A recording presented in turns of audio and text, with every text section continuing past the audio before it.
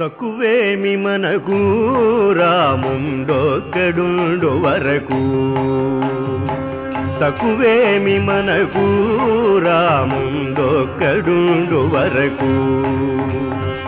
ప్రకతోడుగా భగవంతుడు మన చక్రధారి అయి చెంతనియుండగా, ప్రకతోడుగా భగవంతుడు మన చక్రధారి అయి చెంతనియుండగా, తక్కువేమి మనకు రాముండొక్కడుండు వరకు.